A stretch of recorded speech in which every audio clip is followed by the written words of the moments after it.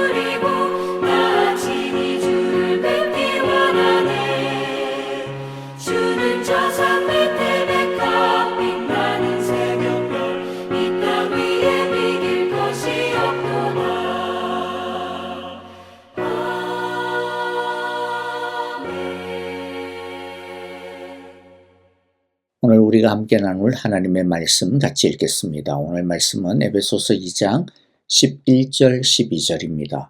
같이 우리 한 목소리로 읽겠습니다. 그러므로 여러분은 지난 날에 육신으로는 이방 사람이었다는 사실을 명심하십시오. 손으로 육체에 행한 할례를 받은 사람이라고 뽐내는 이른바 할례자들에게 여러분은 무할례자들이라고 불리며 따돌림을 당했습니다. 그때에 여러분은 그리스도와 상관이 없었고 이스라엘 공동체에서 제외되어서 약속의 언약과 무관한 외인으로서 세상에서 아무 소망이 없이 하나님도 없이 살았습니다. 아멘. 어제 10절에서 바울은 하나님은 우리를 하나님의 선한 일을 하게 하시려고 만드셨고 준비하셨다라고 하셨습니다. 이것이 바로 우리를 하나님의 작품으로 만드신 우리를 구원하신 목적이요 뜻이라는 것입니다. 그러면 도대체 하나님이 준비하시고 계획하신 하나님의 선한 일이란 무엇일까요? 선한 일이니까 착하게 살면 되는 것일까요? 물론 우리가 하나님의 자녀답게 예수님의 성품을 따라 살면 당연히 하나님의 거룩하심처럼 살게 되니까 소위 말해서 착하게 살게 되겠죠. 그런데 에베소서를 읽어보면 하나님은 여기서 분명 무언가 다른 염두에 두고 선한 일이라고 하는 단어를 사용하는 것을 보게 됩니다. 이제 우리는 이 선한 일에 대해 알아보고자 합니다. 결론부터 말씀드리면 여기서의 선한 일이란 우리가 하나님의 가족으로 새롭게 창조되었다는 것을 말합니다. 그래서 우리는 하나님을 한 아버지로 모시고 서로를 한 가족처럼 사랑하며 막힌 담이 없이 살아가는 것, 그것이 바로 하나님께서 목적하시고 계획하시는 선한 일이라는 것입니다. 이것은 에베소서 1장에서 선포하신 구원의 목적과도 일맥상통합니다. 에베소서 1장 10절에 보면 하나님의 계획은 때가 차면 하늘과 땅에 있는 모든 것을 그리스도 안에서 그분을 머리로 하여 통일시키는 것입니다. 라고 말씀하셨습니다.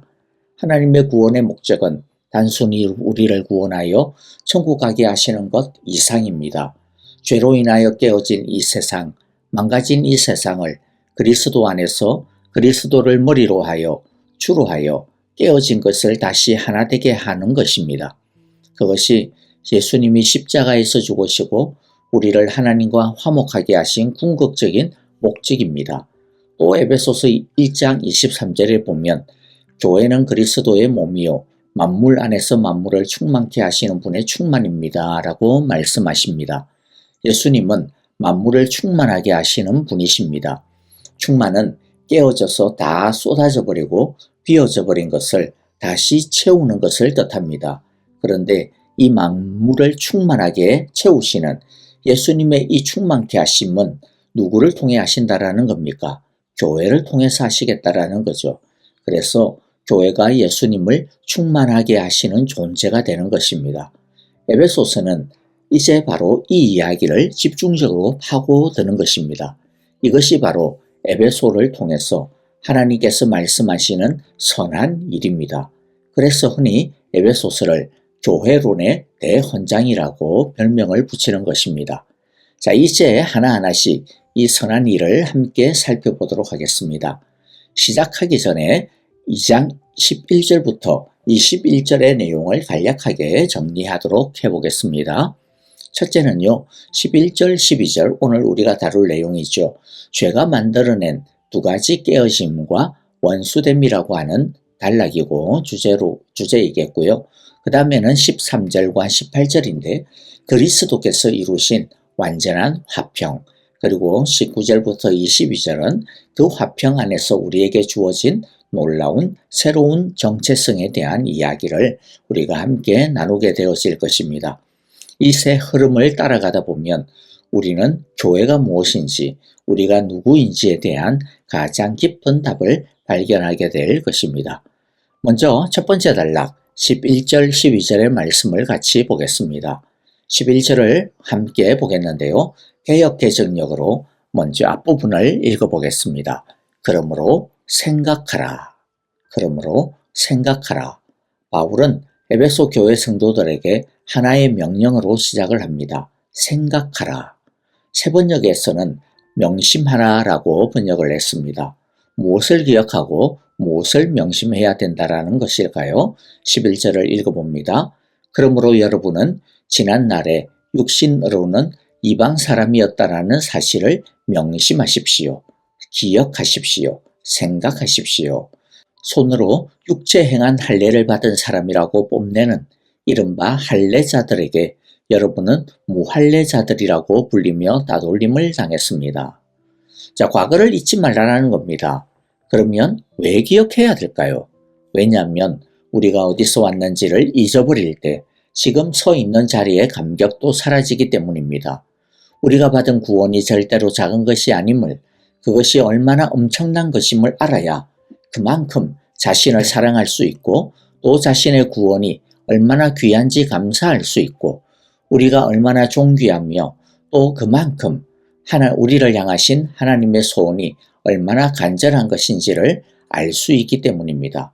과거의 비참함을 선명하게 기억하는 사람만이 현재의 은혜에 진심으로 감사할 수 있기 때문입니다. 앞으로 하나님의 가족으로 서로 사랑하며 사는 것, 그게 결코 자연스럽게 될 수 있는 것도 아니고요. 그게 또 얼마나 우리의 본성에 맞지 않는 것인지 하나님은 너무나도 잘 알고 있습니다. 그래서 자칫 잘못하면 서로 사랑하라라고 하는 이 말씀이 또 다른 율법이 될 수 있다라는 것이죠. 구원받았으니까 사랑해야 되겠구나.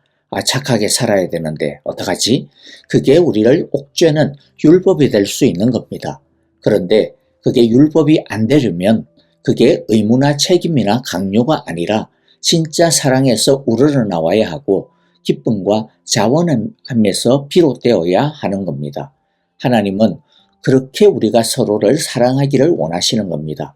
그러려면 필요한 게 무엇입니까? 우리가 얼마나 큰 사랑을 받고 있는 존재인지, 우리가 얼마나 큰 구원을 받았는지, 우리가 사랑을 얼마나 많이 받고 있는 존재인지 그 사랑에 감격이 있어야 합니다. 그리고 내가 사랑을 받고 있는 것처럼, 내가 하나님의 존귀함을 받고 있는 것처럼 바로 저 사람도 나와 동일한 사랑을 받고 있는 사람이라고 하는 것, 하나님이 진짜로 귀하게 여기는 사람이라고 하는 것을 제대로 알아야 서로를 긍휼히 여길 수가 있고 치근하게 여길 수가 있고 존귀히 여길 수가 있기 때문입니다. 하나님은 날마다 우리 안에 이 사랑의 감격과 감사와 기쁨이 충만하게 채워지시기를 그래서 원하는 것입니다. 이것이 바울이 에베소 성도들에게 과거를 돌아보게 하는 이유인 것이죠.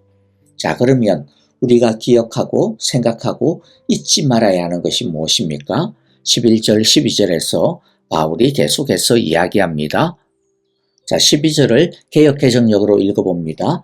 그때에 너희는 그리스도 밖에 있었고 이스라엘 나라 밖의 사람이라 약속의 언약에 대하여 외인이요 세상에서 소망이 없고 하나님도 없는 자이더니. 바울은 에베소 이방인 성도들에게 구원받기 전의 상태를 기억하라고 촉구합니다. 그 상태를 5가지의 없음으로 정리하고 있는데요. 이것이 하나님 없는 인생의 실상입니다. 첫째는 그리스도 밖에 있었음을 기억하라고 합니다. 이는 생명의 근원이 되시는 그리스도와 연결이 되어지지 않은 상태였다라는 거죠. 아무리 화려하고 성공적인 삶을 살아도 그리스도 밖에 있는 인생은 뿌리가 뽑힌 나무와 같습니다. 따라서 세상적으로 보기에는 싱싱해 보여도 이미 말라 죽어가고 있다라는 것이죠. 둘째는 이스라엘 나라 밖의 사람이었음을 기억하라고 합니다. 이는 하나님이 통치하시는 신령한 공동체에 소속되지 못한 영적 무국적자 상태였다라는 것입니다.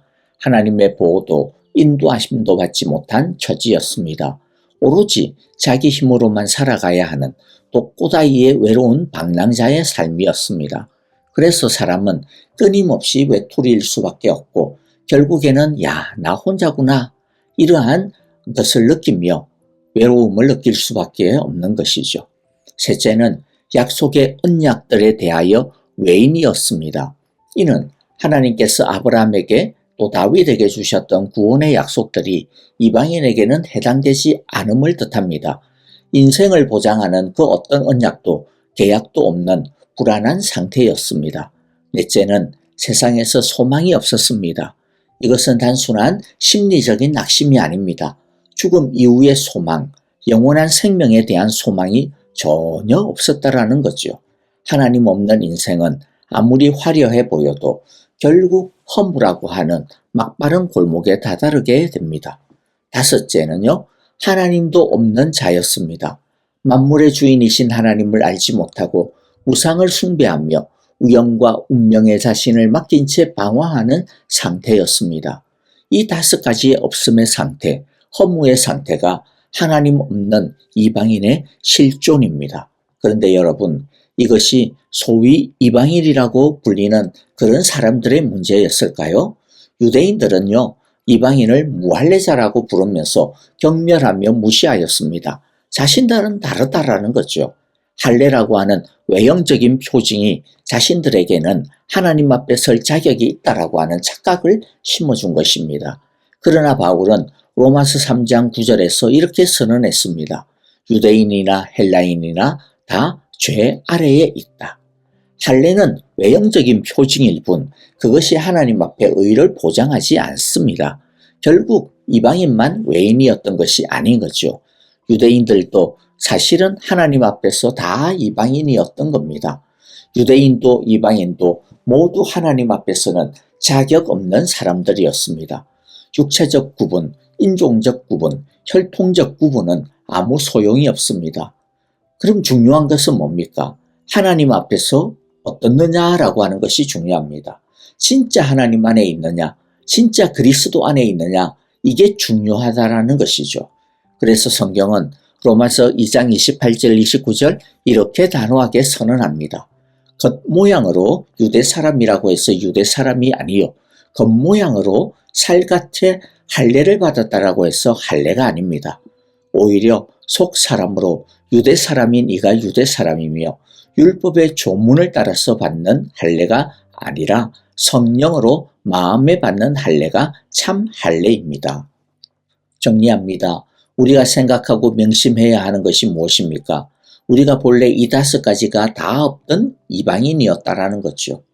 다시 말씀드리지만 우리도 이방인이었습니다. 우리가 원래 어떤 자들이었음을 기억해야 합니다. 그런데 이것은요, 그 옛날의 죄의식과 죄책감에서 시달리라 그런 뜻이 아닙니다. 도리어 반대입니다. 아무 자격 없던 우리에게 하나님이 찾아오셔서 이 모든 결핍을 다 채워주셨다라고 하는 것을 이를 통해 도리어 더 선명하게 기억할 수 있게 된다라는 것입니다. 하나님 없는 인생은 아무리 화려해 보여도 결국 허무라고 하는 막다른 골목에 다다를 수밖에 없음을 기억해야 합니다. 당시의 로마의 건축과 그들의 군사력, 그로 인한 힘과 경제력은요, 그리스도인들이 볼 때 감히 상상할 수도 없는 것들이었습니다. 그 화려함과 그 강대함은 너무나도 압도하는 것들이었습니다. 부러운 것들이었습니다. 그러나 우리는 그 화려함에 속으면 안 됩니다. 하나님 없는 그 화려함은, 거대함은 모래성과 같을 뿐입니다. 여러분, 오늘날 로마를 방문해 보십시오. 그 웅장한 콜로세움, 포로 로마노의 건축들 지금 다 어떻습니까? 그냥 다 돌덩어리밖에 없습니다. 다 무너졌습니다. 그게 하나님 없는 화려함의 실상인 것이죠. 이 세상의 화려함, 이 세상의 거대함, 그것에 주눅들 필요가 전혀 없습니다. 하나님 없는 것은 결국 모래성과 같을 뿐입니다. 바울의 시대에 있어서 그리스인의 철학과 지식은 또 어떻습니까? 그들의 유식함과 매끈한 논리는 온 세상이 부러워했습니다. 로마의 황제와 로마의 원로원들, 귀족들마저도 그리스의 철학을 부러워했습니다. 그러나 그 철학이 아무리 대단하여도 그 지혜로 자신을 구원할 수가 없습니다. 그러니 너무 부러워할 필요가 없는 것이죠. 오늘날 이 세상의 과학과 이 세상의 모든 학문들 대단한 것입니다. 여러분들 우리들이 박사, 하버드의 박사다, MIT의 박사다 그러면 부럽죠. 아이고 참 대단해 보이죠. 그런데 부러워할 필요가 없습니다. 그 지혜와 그 지식으로는 하나님 나라에 들어갈 수가 없기 때문입니다. 우리의 소망은 우리 자신에게 있는 것이 아니라 우리를 위해 피 흘리신 예수 그리스도에게 있음을 기억해야 됩니다. 우리에게 설령 로마와 같은 부강함과 화려함이 없다 하더라도 그리스와 같은 지식과 자랑이 없다 하더라도 주눅들 필요가 없습니다. 왜입니까? 우리에게는 하나님과 화목하게 하시는 십자가가 있기 때문입니다. 하나님의 나라의 권세를 주시는 그리스도가 있기 때문입니다. 하나님 밖에 있었지만 그러나 하나님이 우리를 자녀 삼아 주셨기 때문입니다. 그 하나님의 사랑과 선하심이 우리를 붙잡고 있기 때문입니다. 오늘도 날 구원하신 그 주님의 크신 사랑을 기억합시다. 우리의 모든 부끄러움과 수치와 죄가 다 사라졌음을 명심합시다. 다시 감사하는 우리 모두가 다 되어지기를. 이 세상의 힘과 부유함은 없어도 이 세상의 지식과 지혜는 없어도 십자가가 있기 때문에 그리스도가 있기 때문에 우리 모두 기뻐하고 감사하며 어떤 순간에서도 주눅들지 아니하는 하나님의 자녀로 살아가는 우리 모두가 다 되어지시기를 간절히 기도하고 축복합니다. 아멘. 자, 오늘 우리에게 주신 말씀들 마음 가운데 새기면서 우리 함께 찬양하며 기도하도록 하겠습니다. 우리 교회와 우리 목장 식구들을 생각하시면서 우리 함께 기도합시다. 또 우리 아프신 분들 생각하시면서 기도합시다. 지수영 집사님, 김적수 권사님과 오영자 권사님, 또 조창준 장로님, 오영자 집사님과 진봉자 권사님, 여러분들 회복을 위하여서 우리 함께 간절하게 기도하기를 원합니다. 그리고 선교사님들 우리 생각하시면서 주의 은혜와 능력으로 덮어달라고 우리 함께 기도하겠습니다. 그리고 전쟁으로 인하여 고통하고 혼란스러운 이 땅을 기억하시면서 주님 속히 이 땅이 그리스도 안에서 충만하게 하소서, 그리스도 안에서 속히 평화를 얻게 하소서라고 우리 함께 기도하겠습니다. 이제 우리 같이 찬양하며 기도합니다. 안녕히 계십시오. 감사합니다.